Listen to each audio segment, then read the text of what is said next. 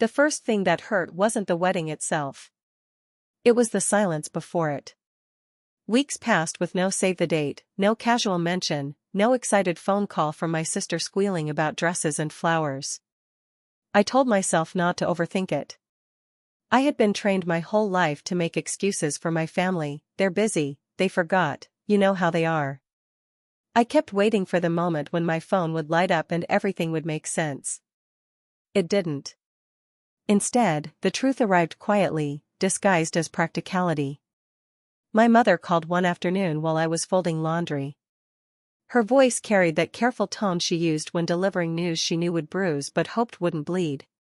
"Sweetheart," she said, "about the wedding, it was just a tough cut." I stopped folding. "A cut?" I repeated, the word tasting wrong in my mouth. "The venue is small," she continued quickly. "Guest limits, budgets, you know how these things go. Please don't take it personally. Don't take it personally." I stared at the wall as if it might explain how a sister could be considered optional at her own sister's wedding. I thought of childhood photos where we stood side by side. Of secrets whispered late at night. Of the years I defended her when others criticized, the times I showed up when she didn't ask but still expected me to. And now I was a number that didn't make the list. "Okay," I said softly. My mother exhaled in relief, mistaking my calm for understanding instead of shock.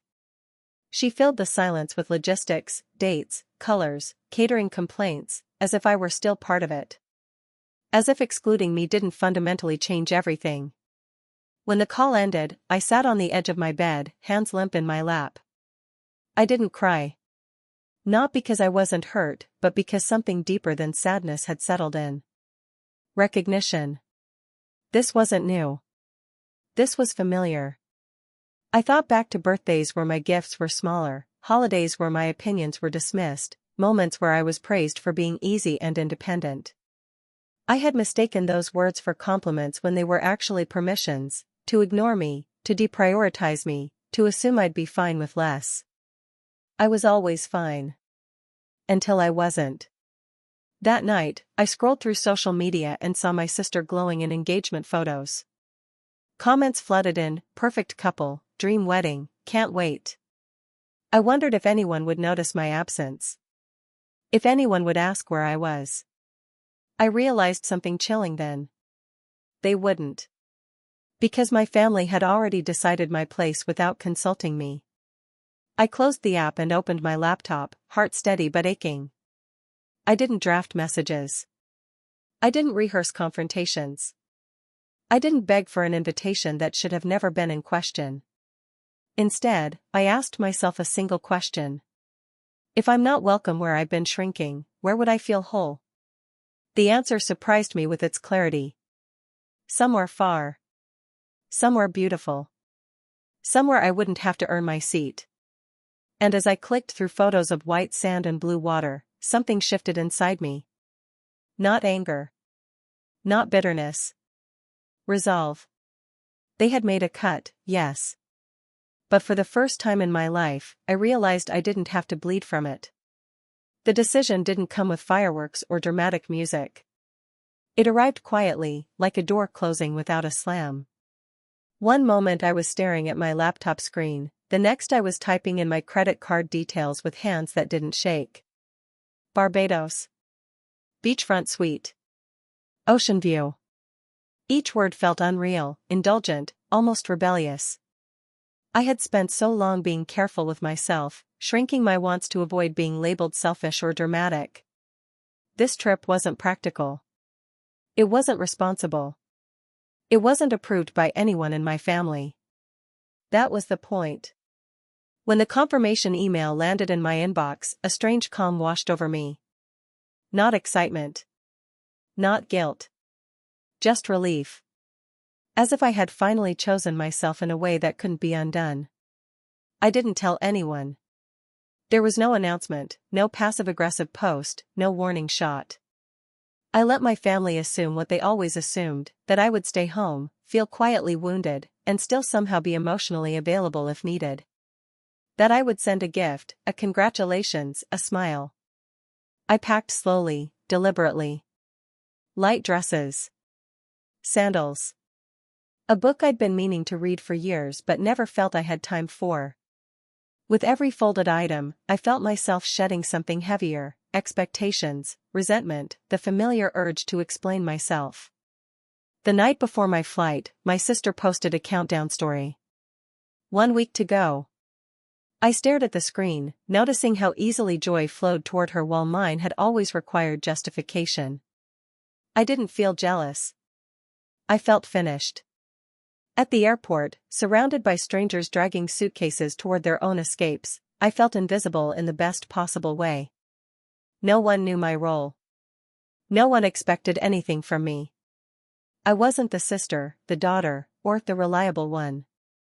I was just a woman going somewhere new.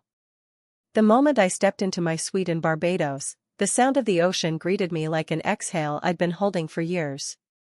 White curtains danced in the breeze. Sunlight painted the floor gold.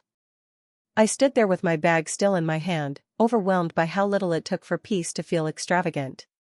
That first night, I sat on the balcony and let myself feel everything I had postponed. The hurt. The disbelief. The quiet grief of realizing that love shouldn't have to be rationed, but often is.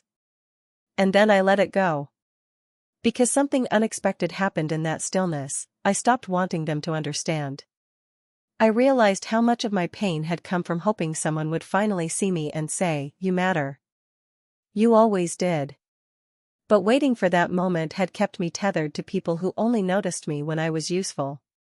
They thought excluding me would make me fold. They thought I would call. Argue. Explain. Make it easier for them. Instead, I was oceans away, learning how it felt to wake up without dread. To eat without rushing. To breathe without bracing myself for disappointment. On the morning of the wedding, I woke before sunrise. I watched the sky blush pink over the water, completely unaware of the storm brewing back home. I smiled, not out of spite, but clarity. Because the cut they made hadn't broken me. It had finally set me free. I woke up on my sister's wedding day to the sound of waves brushing against the shore, soft and rhythmic, like the world reminding me to slow down. Sunlight filtered through the curtains, warming my skin before my thoughts had a chance to catch up. For a brief moment, I forgot what day it was. Then I remembered. Not with pain, but with distance. Back home, everything was scheduled down to the minute. Hair appointments. Makeup chairs. Seating charts. A timeline packed so tightly there was no room to breathe. Here, the only plan I had was breakfast by the water. I slipped into a white linen dress and walked barefoot to the balcony. The ocean stretched endlessly before me, unconcerned with weddings or family politics. I inhaled deeply, realizing how rare it was for me to wake up without a role to perform. My phone buzzed for the first time that morning. A missed call from my mother. I didn't answer. Another buzz. A text from my aunt. "Where are you?" Everyone's asking. I turned the phone face down and let the sun touch my face. At breakfast, I ate slowly, savoring each bite like it was an act of defiance. No rushing to help, no emotional labor, no silent swallowing of disappointment. Just me, the sound of cutlery, and the sea. Later, curiosity crept in. I opened TikTok without thinking, thumb moving out of habit more than intent. And then I saw her. My sister stood in front of a mirror, wedding dress zipped halfway, her hair undone. Mascara streaked down her cheeks, leaving dark trails that no filter could hide. Her voice shook as she spoke to the camera, thousands of strangers watching in real time. "I don't know why everything is falling apart," she said, breath hitching. Today was supposed to be perfect. Comments poured in, support, sympathy, hearts. People telling her she was strong, beautiful, deserving. I watched silently, the phone heavy in my hand. For a moment, something twisted in my chest, not satisfaction, not joy, but recognition. I had seen this version of her before. The one who crumbled when things weren't smoothed out for her. The one who never had to learn how to stand alone because someone else always filled the gaps. That someone had often been me. My phone started ringing again. My mother. Then my cousin.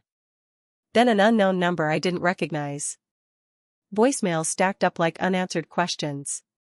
She needs you. Can you at least call her? Why would you do this today of all days? I listened to none of them. Instead, I walked down to the beach and let the water swallow my ankles. The tide was cool, steady, grounding. I closed my eyes and let myself be fully present, something I'd rarely been allowed to do during family milestones that weren't mine. Somewhere, a ceremony was being delayed. Somewhere, chairs were being rearranged.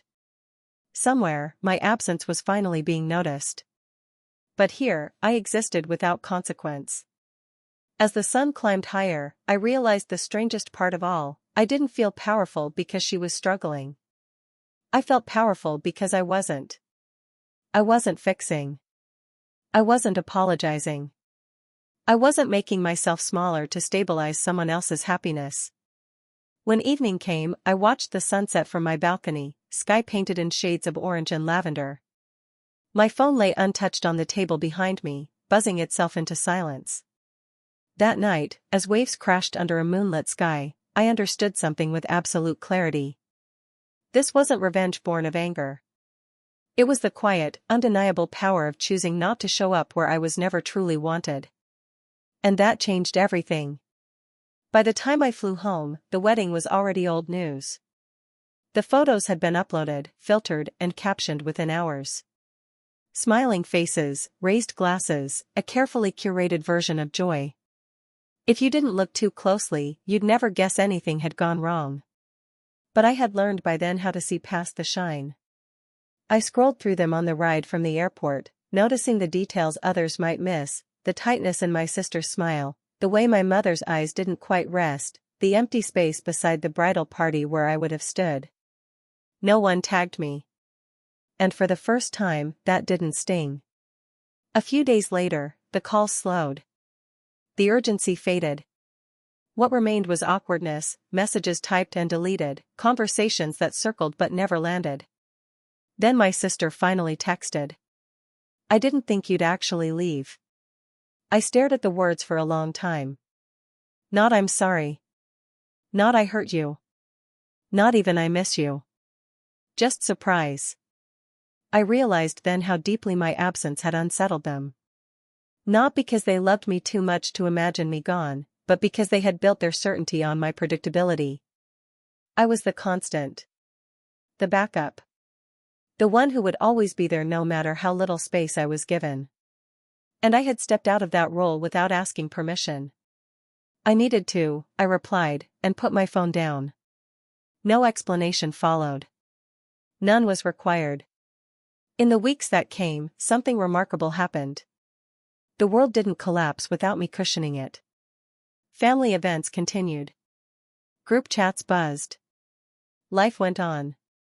But I was different. I stopped volunteering for emotional cleanups. I stopped filling silences that weren't mine to mend. I stopped answering questions that felt like interrogations instead of concern. When I visited home for the first time after the wedding, everything felt slightly off, as if the furniture had been rearranged without warning. My family looked at me differently. With caution. With curiosity. As if they were meeting me for the first time. My mother hugged me longer than usual. My sister avoided my eyes. No one mentioned Barbados, but it hung in the air like a truth everyone felt and no one wanted to name. I didn't bring it up either. Because the victory wasn't in rubbing it in. It was in the way I no longer needed their approval to breathe. I had learned something profound on that island, something no argument or confrontation could have taught me: peace isn't passive. It's chosen. And sometimes it looks like walking away without a scene. I didn't punish them. I didn't embarrass them. I didn't demand apologies that might never come. I simply built a life where their neglect no longer defined me. And that was the sweetest revenge of all. Not being missed at a wedding. But being whole without them.